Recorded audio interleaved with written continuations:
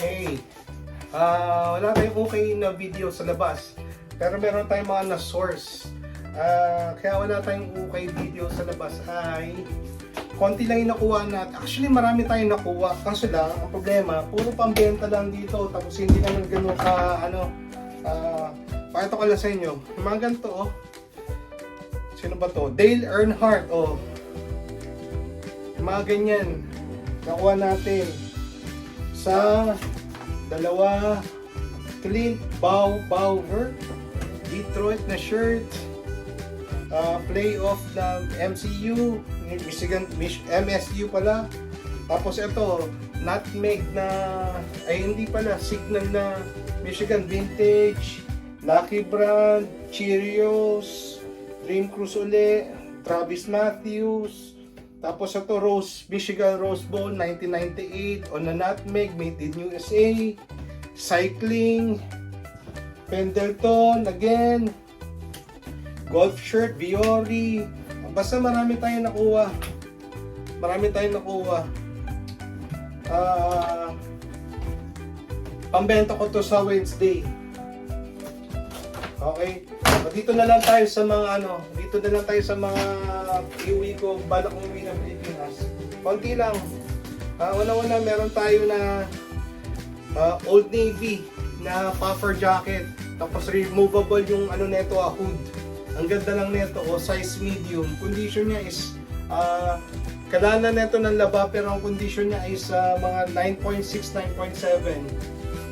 Yan. Hindi ko alam kung ipi-PSG ko to or uwi ko. May gusto ba nito sa inyo? Yan. Old Navy. Ang ganda nito.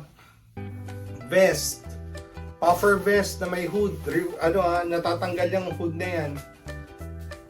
Okay. Tapos meron tayong, maikli lang video natin ngayon. Pasensya. Mag-upload lang tayo. Tapos isang 511 34 by 32. Natin special. Tapos meron tayong Gani, alam na this, Ride the Lightning. Pero ito ay Y2K on a Philco stand 2007. So may presyo na rin to kung tutuusin, mga siguro at least 1,000 to 1,500. Okay? Kasi yung iba nakita ko dito $50 pa, so 2,500 pa kung tutuusin. Pero ayan, back and front, Ride the Lightning na 2007.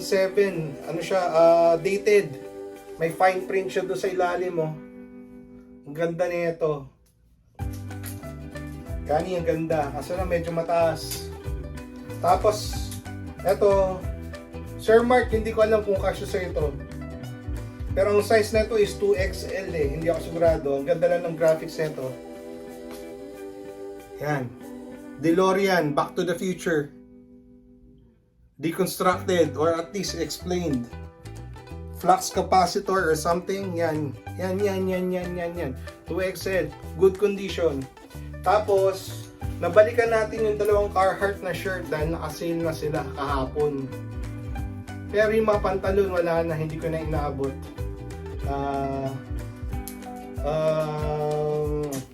Basta yun, size 36 yun na carpenters. Tapos may stressing na, hindi ko na nakuha. Tapos meron tayong size small, at least 9.5, 9.6, 9.7 condition na penguin, size small. Short sleeve na button up. Tapos another penguin, size large. Yan. Basic lang. Pocket na may pocket. Tapos we have another one, size medium, another penguin. Basic lang yung mga lumabas ngayon. So, ngayon sa kahapon, bali Friday and Saturday itong haul na to. Bali pag ito napanood nyo, malamang Sunday na ng umaga dyan. Tapos meron tayong vintage wash na Lacoste, size 7. Size 7 lang, Sir Mark eh. So, malamang hindi siya ganun kalapad. Size 7 lang siya. Okay. Condition nun 9.4, 9.5. Pero baka maalusot siya dahil vintage wash nga. Baka distress talaga yung kanyang style. Ganyan talaga. So next one is a size medium na polo, button down. Yan. Okay, short sleeve. Kailangan na ito ng plancha. Vintage looking, yeah, vintage. Tapos we have a long sleeve size 17. Yan, ganda na ito. Ganda ng kulay na ito, parang ano naman lumang tao.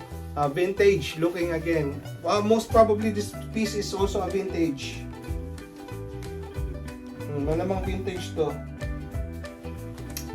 Next one, ito na. Meron tayong tatlo na maganda.